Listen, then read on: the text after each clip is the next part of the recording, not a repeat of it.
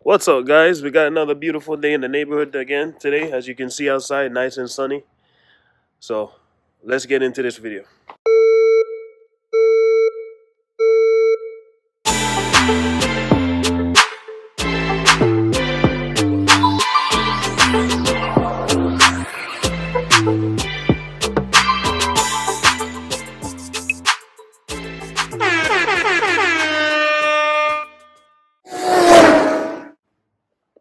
All right, guys. The last one we left off on this build, the K24 build, is we got the exhaust completed.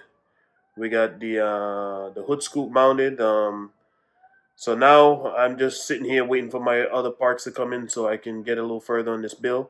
Most of the stuff that I order is on back order, so I'm just sitting here waiting for those things to come in.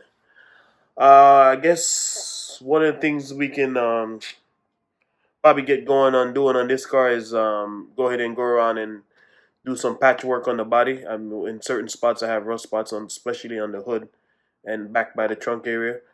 But pretty much after that, the car is pretty much clean. So yeah, so we're gonna get that going today.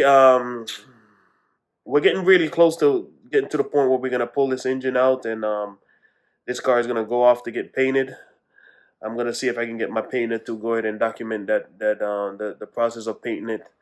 In the meantime, I was gonna go ahead and paint this car myself, but my painter reached out to me and he really wants to paint the car, so I guess I'll just let him go ahead and do it. I can practice in other cars, and eventually that's one skill I want to adapt is paint cars. So I want to be able to do mostly everything in house at a certain point, especially paint jobs are getting really expensive now. So yeah, once the engine is out, we're gonna send this body off to get painted. And in the meantime, I think I'm gonna go ahead and just open up the engine and I don't know, man. I think I'm gonna go ahead and run some piston and rods in here, and do the typical Type S oil pump conversion that you have to do when you're running the K24 bottom end. Uh, I'm thinking about. I'm not 100% sure yet, but I want to put some springs and retainers inside the head, and that's about as far as I'm gonna go with it. Just trying to get rid of mostly the weak points in there after you're running a certain amount of power, which I'm trying to get 500 out of this. So you know, and I want the car strong and reliable because once I'm done with this, I don't want to have to come back to it because I have other bills that I have to get onto. So all right, so I did get some stuff done off camera, which I'm going to show you guys in a minute, and we'll go ahead and just start getting this thing patched now. All right. All right, so here it is, guys. Went ahead and put the new radiator in. I got kind of crazy and unnecessary and went with some -16 radiator AN fittings. I could have just ran regular radiator hose, but something inside of me wanted to go extra on it. So that's what I end up doing. I finished the top one already. I didn't get to really finish the bottom one yet. Over here, I decided to mount the radium. Man, I'm loving these radium products, man. They really make good products and at a really good price also. So they're so nice looking, you don't even much want to hide them anywhere, man. You just want to put them out where they can be seen. Because the design of them is really, really good. Really good design, man.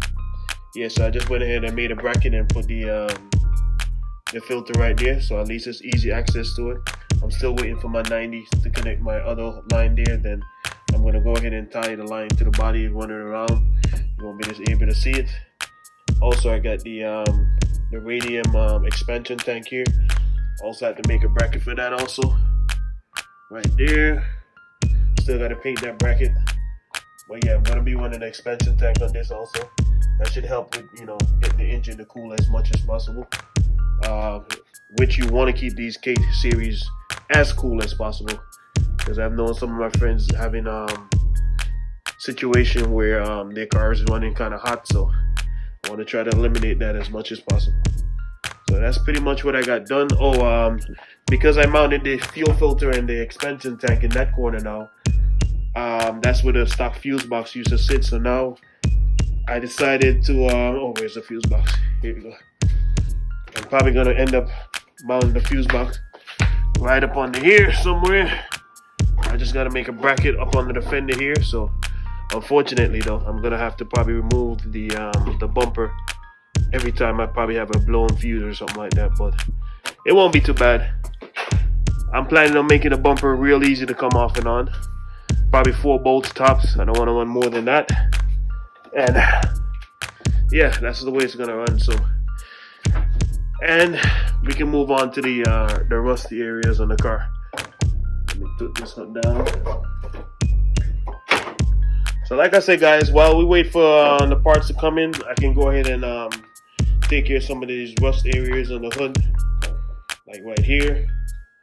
I went ahead off camera. I went ahead and got this one done. I don't know if you guys can remember from the previous video. I had a little rust area right here too. I already went ahead and patched that one out. So we just gotta do here. Probably grind this area down, get this one out. This body's pretty much clean, man. The only, like I said, just minor stuff. Wound by the tail light. At least it's rusted on most of the parts where it can be removed, but you know, parts for these cars are real difficult to find now, so just gotta work with what you can work with and fix it as best as possible. So, alright, so let me set you guys up.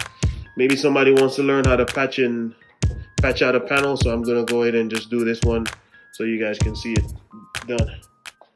Alright.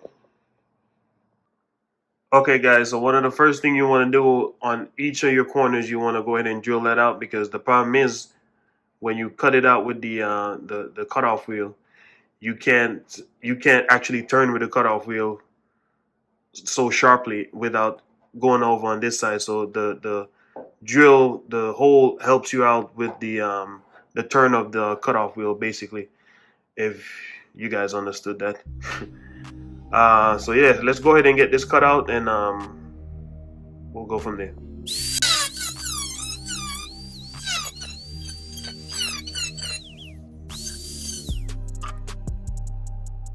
Okay guys, so as you can see right here, I went ahead and missed the circle on the drill out just on purpose, so you guys can see what I was talking about with the with drilling the pilot hole first. This side comes out a lot clean. You see the edges, you know, the blade doesn't go up beyond the drill spot. But I went ahead and just did it on this side just so you guys can see what I'm talking about. Alright, so that's the purpose of going in and drilling it out. Not a big deal still. If you don't want to drill it out, you can still do it, because you can just, I'm gonna go ahead and tack that back in, so you're not even much gonna notice that when I'm done. Alright, so let's keep on moving.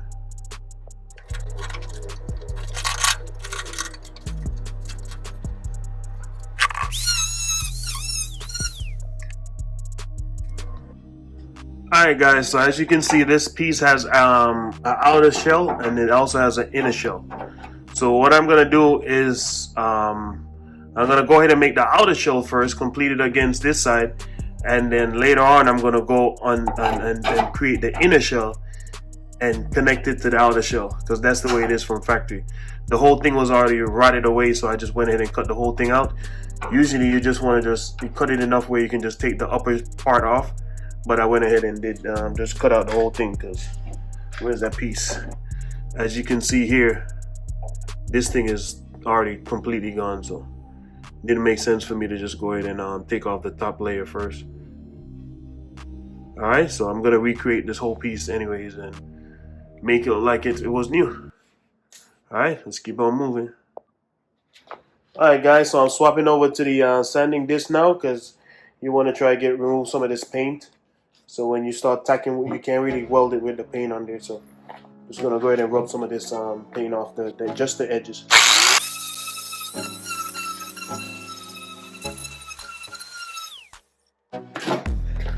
Alright guys, I don't know if you guys remember in the previous video where we did the hood scoop, I went ahead and kept the metal that I cut out for the hood scoop here. So this is what I'm gonna use, and go ahead and patch that piece back in. Nothing goes to waste. Alright, so let's get this going.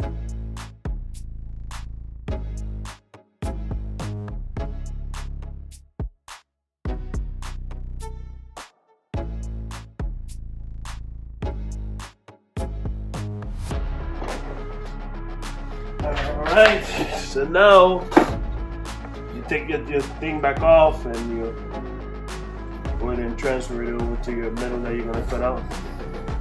Guys, let me just say, I'm not a body guy, so all you body guys may be watching this video, don't comment and say, oh, how I should have done this and did that. I'm not a body guy. This is just me trying to figure out the best way of doing what I'm trying to do. Alright? So now, I'm trying to look for the best part of here I can just take this onto. I want to try to get it to the edge as much as possible because I don't want to waste up the metal too much. Trying to find a good spot. Maybe here. Yeah. I'm gonna just put it right here, guys. Try to get it to the edge as much as possible so I don't have to shave as much.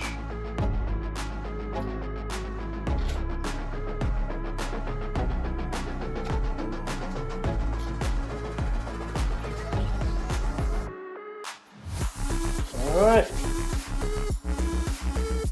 So now you just cut that piece off and you're ready to go.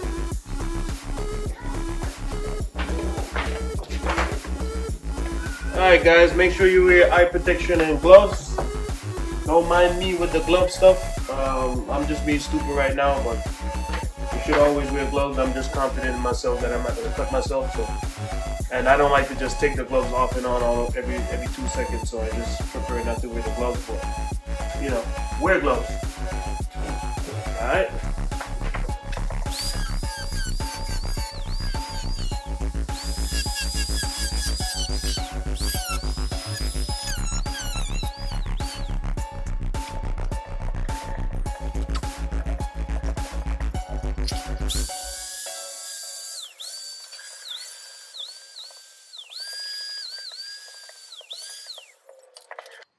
Alright guys, so once you do that step, you should end up with a nice little, should be a almost an exact fit, which we're not looking too bad right here.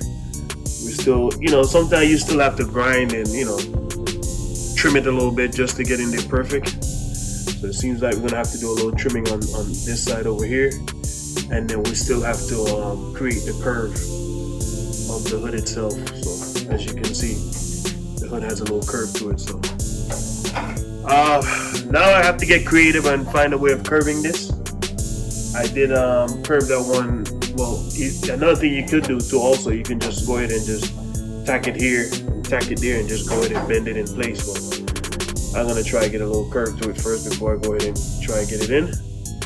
And once it comes around, it should go in nice and straight and flush. Alright. So let me just trim up these areas and we'll get on to it. Alright guys, so I went ahead and trimmed that side, and now we're fitting up a much better now, as you can see. And you want to have a slight little gap in between the panels so you can get enough of the welds in between there to hold it better. So don't be scared of a little gap, guys. Alright, so now I have to find a way to bend this in a little bit more, and we should be good. Try to get the same curvature of the hood and we'll be good.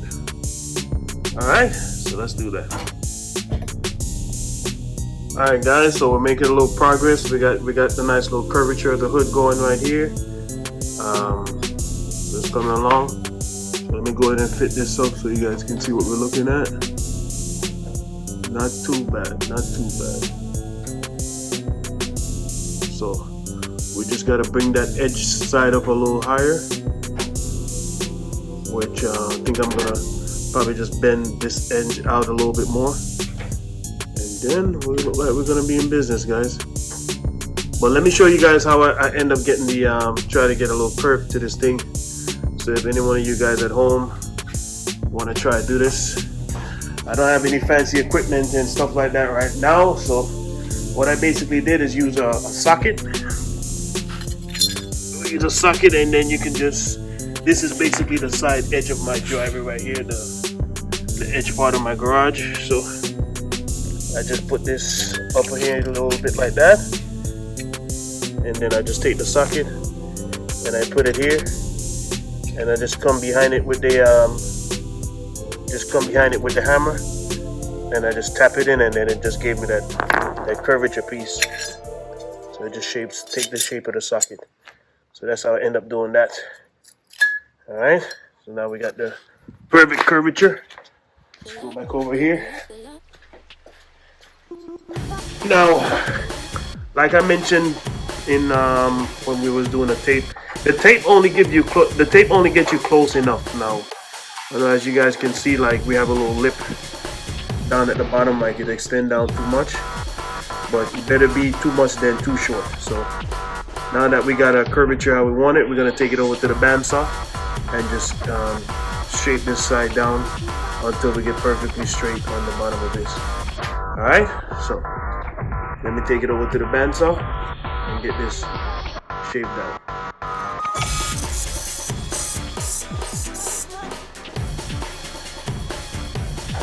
All right, guys, I think we're exactly where we want to be right now. I think I'm happy with where we're sitting right now. So we got nice and flush edges right there, nice and flush on the side.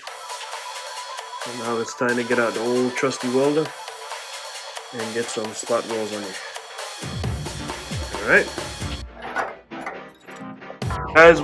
Alright guys, we're all ready now to weld this thing in. Now I got my welder set up. I don't have the I'm using 0.35 wire right now when I really should be using 0.25, which is a thinner wire, because you really want to, when you do these panels, you want to control your heat, and so you don't warp the panel and also get blow through. So the welding store is closed right now, so I'm gonna have to just probably go ahead and use the 0.35. So you might notice that the spot welds are gonna be a little bit bigger and thicker, but it's no big deal. I'll try to get it on fast and quick on there so it doesn't melt or warp the metal. Alright, so let's get going on this. Alright guys, so far so good. As you can see, we got all four corners tacked now. So we had a little blow through here, like I was telling you guys, at the end of filling in the area that blew through. So now you just want to just go completely around, give it time to cool. If you have an air gun, you just go ahead as you weld, just cool the area. Don't want to go too much at once because you're going to warp the metal. Alright, so we're just going to go ahead and just continue going all the way around.